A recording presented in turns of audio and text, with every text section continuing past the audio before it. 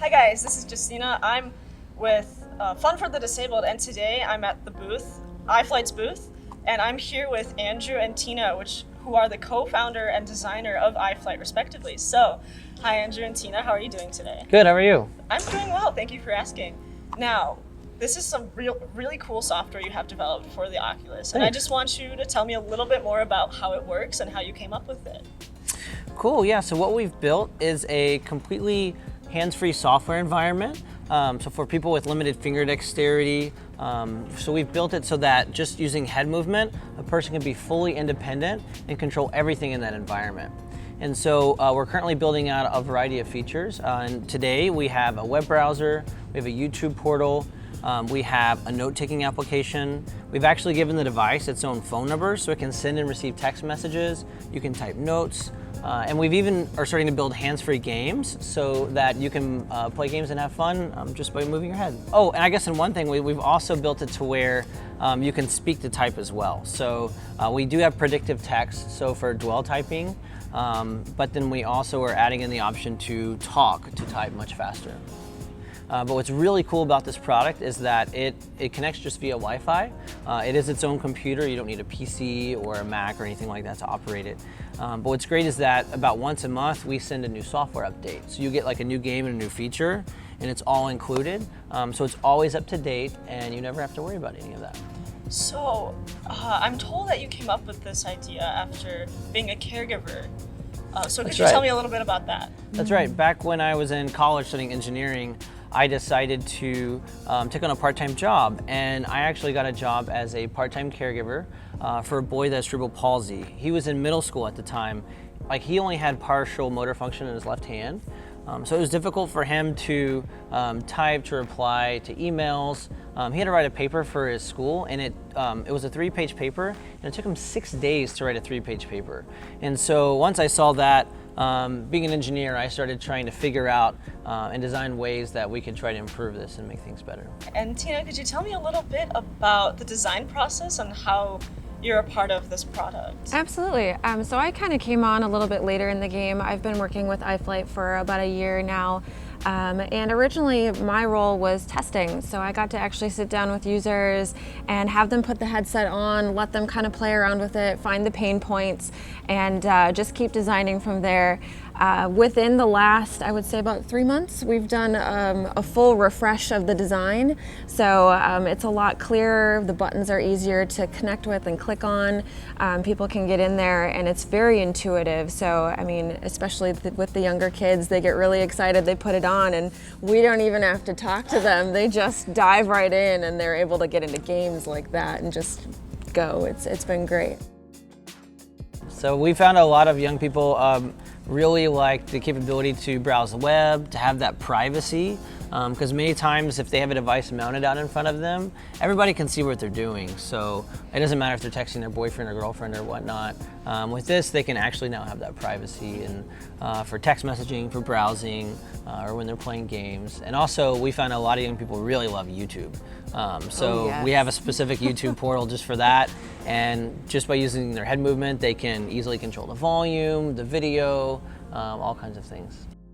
Thank you for talking with us today, Andrew and Tina. I really like talking with you, and I really like learning about this product. So hopefully it can change someone's life for the better. We hope so too. Thank you for having us. Yeah, thanks.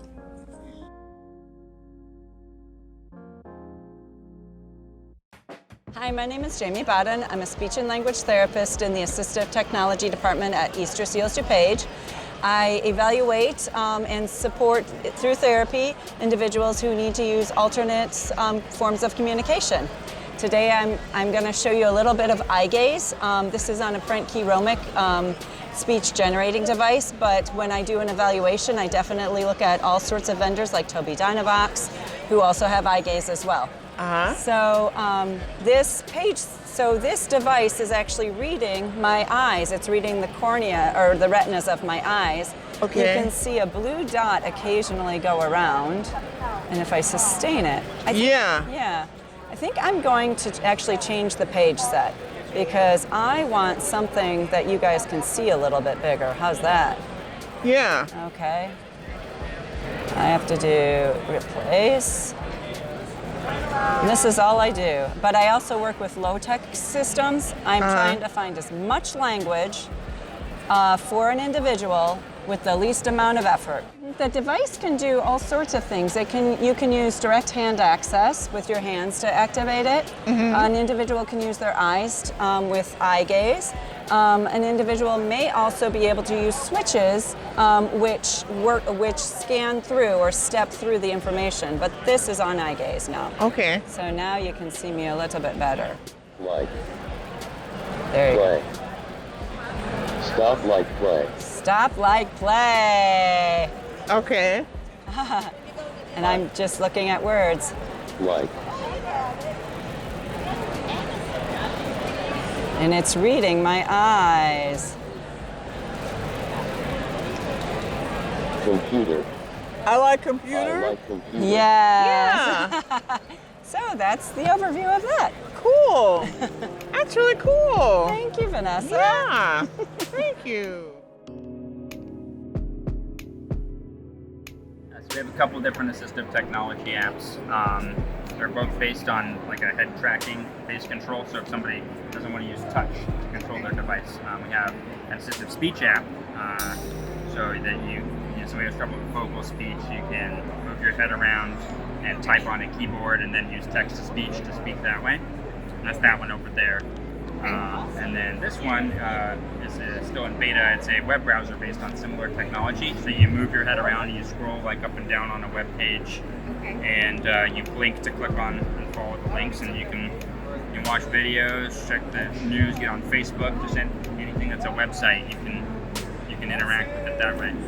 But yeah, it's really just based on not needing your hands to be able to do things on your device. Now, can we try this? Let's see. There we go. It's much better when we have a connection. Yeah. It's a web browser and all. So I just blink on that, and then I move my head down, and I can go to CNN.com. I blink to click on these things. As I move my head up and down, I move the cursor up and down to scroll, and I can just go find an Oh, article. wow. I can look and say, maybe there's a sports that I want to read about or something. Page is still loading. You can see the purple bar here, so we need a sec, but Yeah. in a minute it'll bring up some boxes that kind of give me an indication of where I can click. Or if I know where I want to click, I can actually blink twice, follow that. It's there. Okay. And yeah, I can click on different things. I can read articles.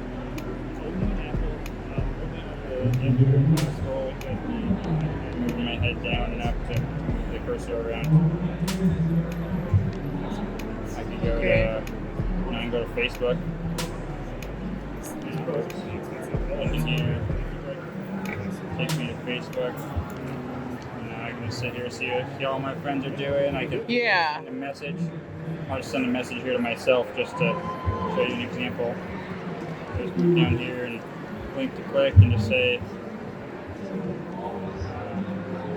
hi to myself. So hi me. Yeah. And if I hit enter, then it's going to send it. You can see right here in the log that it just sent a message to me. I just sent a message on Facebook just by moving my head and blinking. Cool.